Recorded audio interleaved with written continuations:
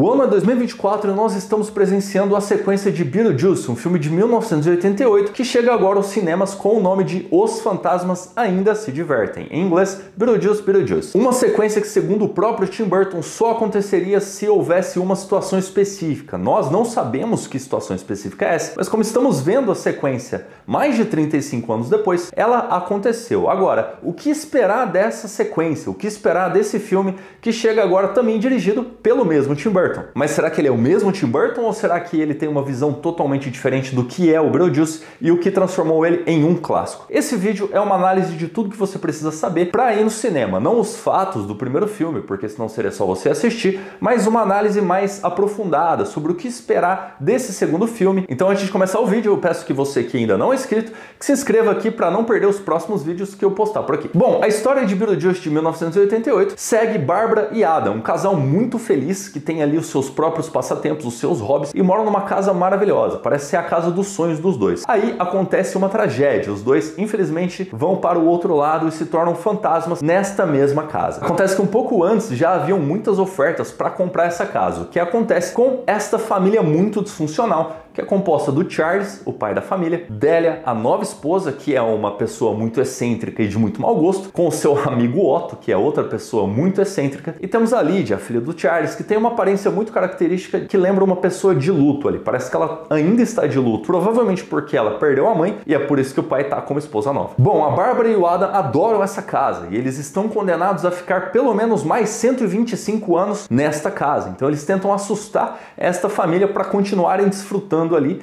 do lar deles. E a família Dietz, os novos residentes do local, estão mudando totalmente a casa. Eles realmente estão pichando as paredes de cores novas, que eles querem mudar todas as cores da casa, tirar o papel de parede, trocar a mobília, realmente fazer uma reforma modernista de pessoas que se acham muito contemporâneas e usam esses termos como pós-modernismo, contemporaneidade, todas as palavras que pessoas medíocres usam para se sentirem mais inteligentes. Mas como a Bárbara e o Adam são pessoas muito simples, não têm gostos muito extravagantes, eles não conseguem assustar esses novos residentes, no que eles pensam em pedir ajuda para o Beetlejuice, que é o personagem que dá nome ao filme. E é interessante que a pronúncia do nome dele está escrita certa no título do filme, porém o nome, a caligrafia, está escrita diferente. No filme você pode ver que está escrito desse jeito aí que está aparecendo na tela, mas o nome do filme é como se pronuncia, então o nome é Beetlejuice mesmo. E uma das coisas que mais se destaca nesse filme de 88 são as piadas. O humor é muito ácido, muito bom e atinge todas as faixas etárias. Ele realmente é muito eficiente,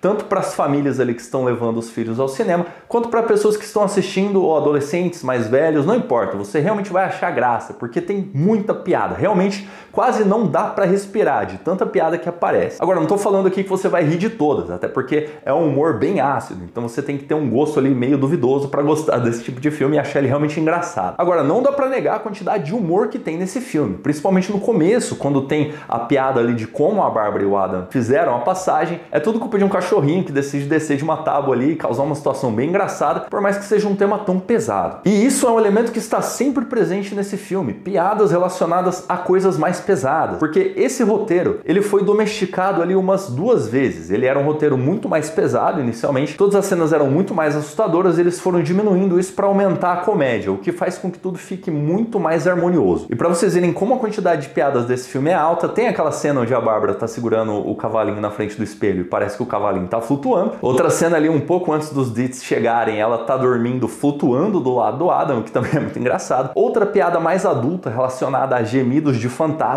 que a Lydia confunde com uma outra coisa ali. E o terror não falta, porque os rostos que eles fazem ali, eles transformam os rostos deles dois para ficar bem assustador, são assustadores. Eu, mais jovem, achava esse filme um pouco desconfortável de assistir, principalmente por causa dessa cena, porque tem muitos dentes, é muito deformado, e eu nunca me dei muito bem com rostos deformados. Então eu imagino que tenha causado um desconforto ali no público mais impressionável, mas isso não significa que é um filme menos aclamado. Ele é um clássico por causa desse equilíbrio perfeito. Não apenas isso, como seu charme com o stop motion também, porque o stop motion é uma escolha de baixo orçamento que foi feito tão bem que realmente enche os olhos enquanto você tá vendo, porque o Tim Burton ele é mestre em usar stop motion nos filmes de forma muito eficiente. O filme continua, a Lydia ali, que é interpretada pela Winona Ryder, ela é a única que consegue ver os dois fantasmas e ela cria meio que um vínculo ciclo ali porque ela tá meio desconectada da própria família, principalmente por causa da Delia, a nova esposa. E no decorrer do filme ali você vê que o Beetlejuice ele mostra interesse romântico pela Lydia, o que, se você parar pra pensar por um segundo,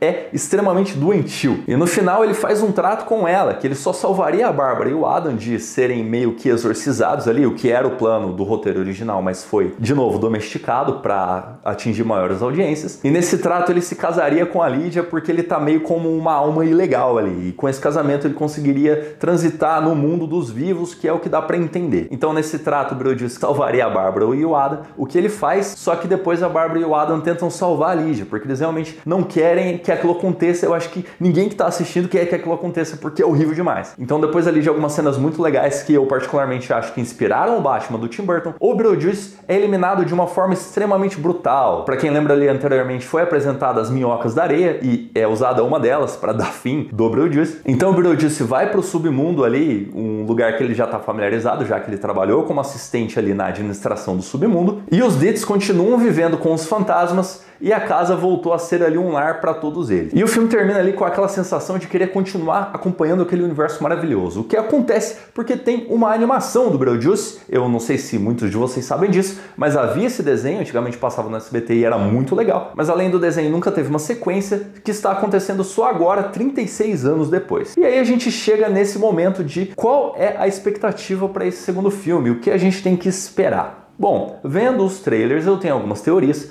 mas antes de tudo a gente precisa pensar no Tim Burton como diretor. Porque para quem conhece o trabalho do Tim Burton sabe que existem pelo menos dois Tim Burtons. O primeiro deles é um Tim Burton mais anos 90 ali, mais atirado, mais ácido, com mais vontade de criticar, com mais vontade de fazer sátira de várias pessoas diferentes. Por exemplo, no próprio Beetlejuice, ele tem várias pessoas ali que podem ser usadas para satirizar, sendo os alvos mais fáceis o Otto e a Delia, porque eles são os mais extravagantes, mas não apenas isso, ele também satiriza o Charles, que é um cara ali meio de Wall Street, meio bem sucedido, que está procurando um lugar sossegado para descansar, mas ele também consegue tirar um bom sarro da Lydia, que é uma pessoa mais parecida com ele, uma aura mais sombria ali, mas na verdade ela só se percebe assim, o que é muito engraçado e mostrado em mais uma cena com uma ótima piada, onde ela fala: "Eu sou estranha e incomum", quando a Bárbara responde: "Você parece uma garota normal pra mim". Porque ela é uma garota normal, porque como a gente bem sabe, todos nós temos as nossas próprias estranhezas, e dependendo de quanto tempo você conversa com uma pessoa, você acaba percebendo as próprias peculiaridades daquela pessoa. E sendo Tim Burton uma pessoa assim, ele conseguiu fazer piada até de si mesmo nos anos 90. E lembrando que o Tim Burton é um diretor muito versátil, porque ele também foi responsável por Peixe Grande, que é um dos meus filmes favoritos. Mas aí a gente chega no outro Tim Burton, o Tim Burton pós-2010, que é um diretor mais comedido, que parece que tem um pouco de medo a mais de fazer piada ali com a sua própria audiência, porque talvez ele tenha ficado tão massificado, talvez ele tenha se tornado tão popular que ele passou a ter medo de ofender ao seu próprio público. O que na minha opinião é uma besteira, eu acho que ele devia continuar inovando e fazendo as coisas cada vez melhores como ele fazia nos anos 90. Mas um ótimo exemplo de que ele não consegue mais fazer essas sátiras ácidas e boas, como foi o caso de Eduardo Mão de Tesoura,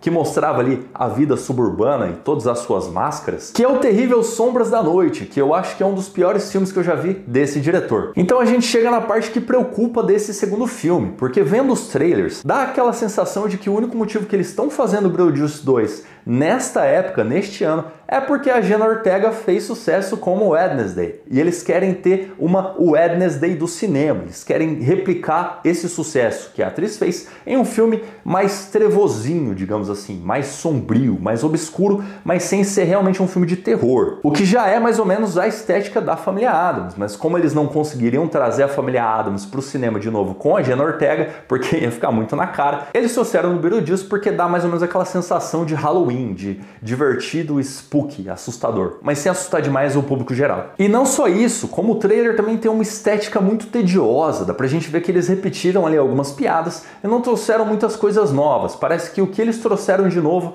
foi apenas conversa corporativa ali, aumentar o meio corporativo do submundo, e eles trouxeram até a Mônica Bellucci para ser uma grande vilã. Então eles estão tentando transformar esse filme numa coisa um pouco maior, de uma coisa cotidiana, que era o primeiro filme, que eram apenas dois fantasmas tentando livrar a casa de pessoas indesejáveis. E toda essa estética e todas essas pessoas não sendo satirizadas nos trailers, além de várias repetições estéticas e de um CGI que tá péssimo, realmente tá muito pior do que o stop motion de 1988, se você parar pra pensar, isso é um absurdo, me fazem pensar que esse Tim Burton, infelizmente, é o Tim Burton pós-2010, que tem medo de ousar, que tem medo de ofender o seu público, que se tornou as pessoas horríveis do Edward Mãos de Tesoura. Todas aquelas pessoas ali com estética tons pastéis que tentam muito ser bonitas, ser belas aos olhos, com seus cortes de cabelo e barba de salão, mas que na verdade são horríveis por dentro. Fora isso, as atuações parecem também deixar muito a desejar. Eu espero estar vendo detalhes demais, vendo erros demais, porque eu, honestamente, eu quero gostar desse filme, porque eu realmente gostei muito do primeiro,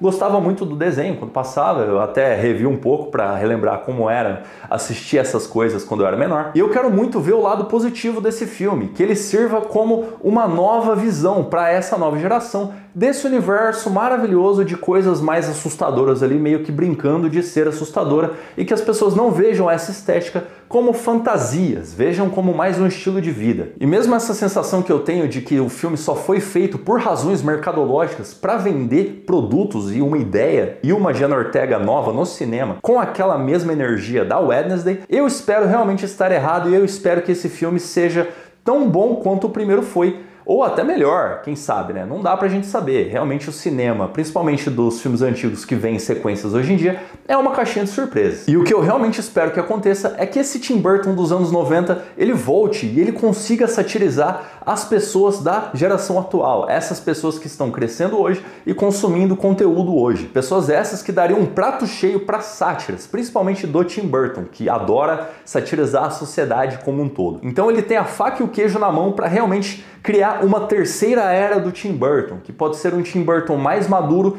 porém que não perdeu aquela essência jovem e ácida que ele costumava ter. E eu, honestamente, espero que esse filme não fique tão esquecido quanto ficou O Lar das Crianças Peculiares, que é um filme que eu gosto muito, que ele dirigiu e que, infelizmente, muitos de vocês não devem nem conhecer. Era para ser pelo menos uns 3 filmes, se não me engano, mas a morna recepção do público fez com que fosse só um. E é muito bom, então eu espero que vocês vejam lá para prestigiar o trabalho do diretor, mesmo não sendo uma coisa que todo mundo conhece. Então eu vou assistir o segundo filme e eu trago aqui a minha opinião para vocês. Se for um filme extremamente esquecível e horrível, eu não vou nem me dar o trabalho de fazer vídeo. Então se não tiver vídeo do segundo filme aqui, você já sabe a minha opinião. Então muito obrigado por assistir até aqui, eu espero que você tenha gostado do vídeo. Se gostou, não deixa de se inscrever no canal e até a próxima.